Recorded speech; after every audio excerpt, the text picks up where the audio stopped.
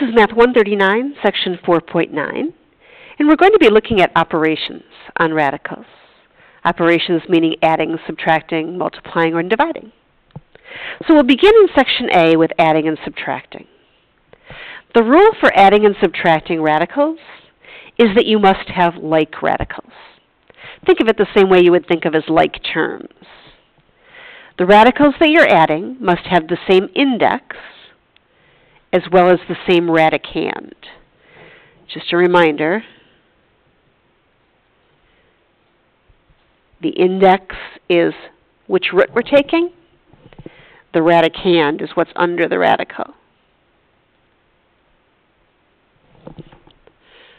And so those must be the same in both radicals that you're trying to add or subtract in order for them to be what we call like radicals.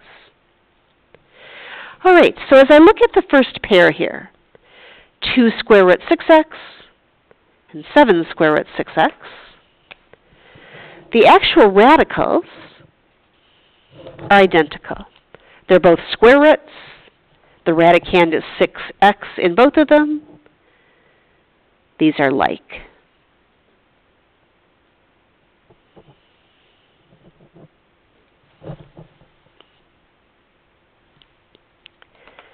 How about the second one? Again, I don't have to worry about the coefficients, the numbers in front. Just look at the radicals themselves. In this case, they're both fifth roots, so the index matches. And the radicand is 2x squared y for both of them. So once again, I'm going to say these are like. I have that fifth root of 2x squared y in both.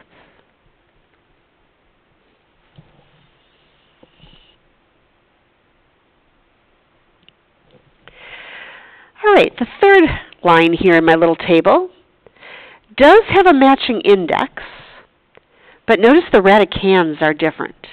One's got the 5 and one's got the 7.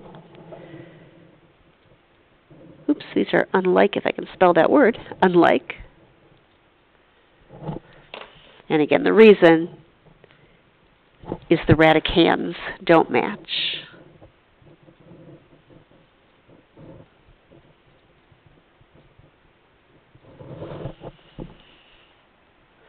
And then the last one, the radicand is AB on both of them, but on this one the index doesn't match.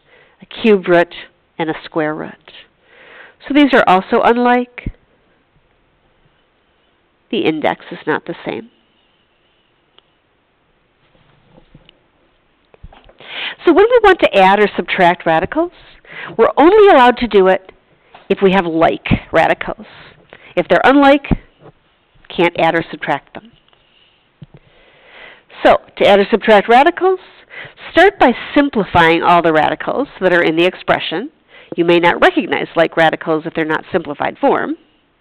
And then combine your like terms by just adding or subtracting the coefficients of like radicals. In number 1, right now they don't look like radicals since the radicands are different. But they're not simplified either. Let's break these down. 72, I'm going to think of that as 36 times 2. And I'm not going to be able to take the square root of that, so I'm going to leave it over here. And that would be 6 times the square root of 2n. Plus, breaking down the square root of 18n. 18, I'm going to break that down as 9 times 2. And again, the n isn't going to work out evenly, so I'll put that with the 2. So I've got plus 3 times the square root of 2n. Now that I have simplified form, these are like radicals, and I can add them. Again, what you actually end up adding is just the coefficients. 6 plus 3 is 9. I have 9 square roots of 2n, just like adding variables. Add the coefficients. All right, let's try another one. Lots of radicals to break down here, so let's do that first.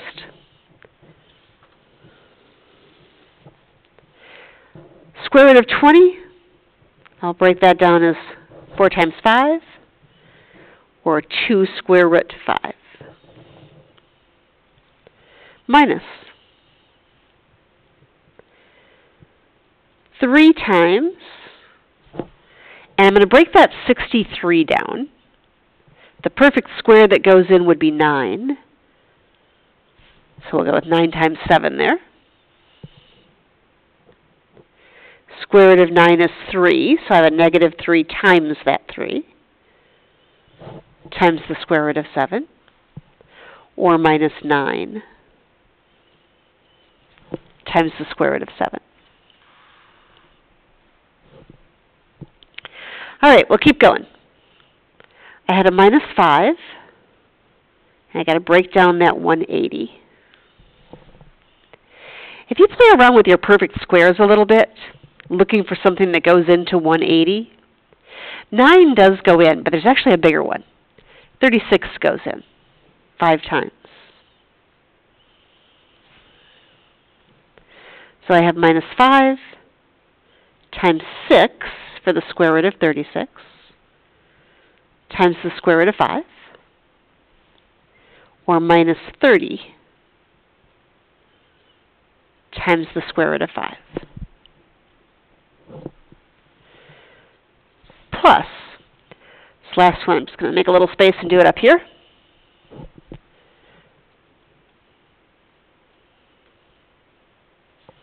I'm going to break that 700 up as the square root of 100 times the square root of 7,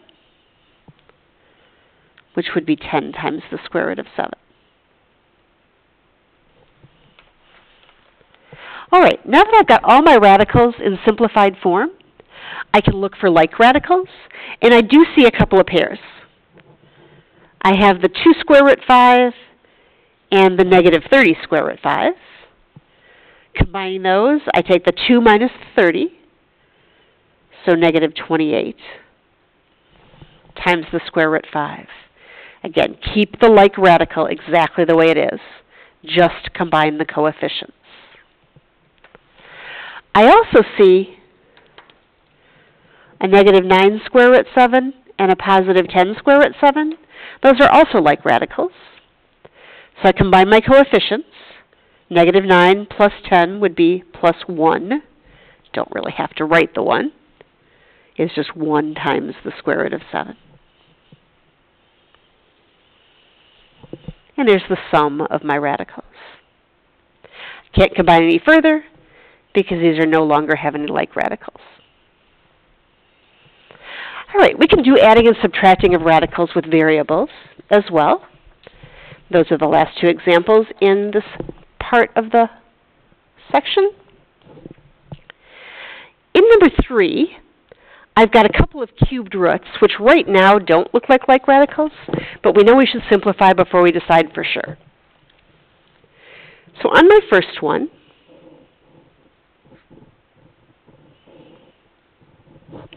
that 128, if I think about my perfect cubes,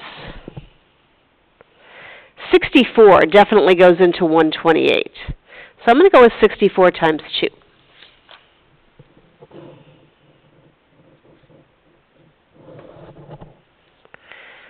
Uh, 7 can't divide that by 3, but it would work if it was x to the 6th. And I'll put the extra x over here. So I have the cube root of 64 is 4. And dividing the index into the power gives me x to the 2nd. I then have the cube root of 2x.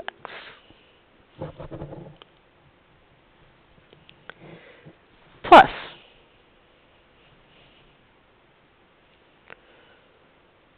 here I already have an x outside the radical.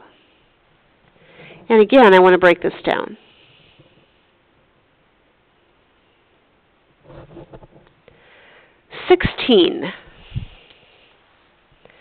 Thinking about my perfect cubes, I'm thinking the 8 would work well there.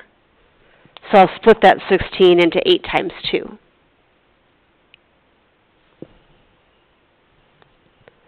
Let's see here. X to the 4th, 4 is not divisible by 3. but I could make that into a x cubed and an x to the first. And now it works. So again, I still have this x out in front here, multiplied by the cube root of 8 is 2, and the cube root of x to the third is x. And then I've got a cube root of 2x at the end. If I multiplied the x times the 2x, I would have a 2x squared.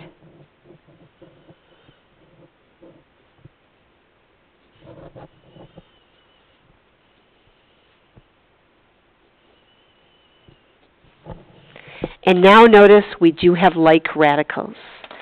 I have x squared times the cube root of 2x. Not just like radicals, but like terms completely with the x squareds in common as well. Meaning that if I add my coefficients, I'm going to get 6 of these like terms. The x squared cube root 2x's.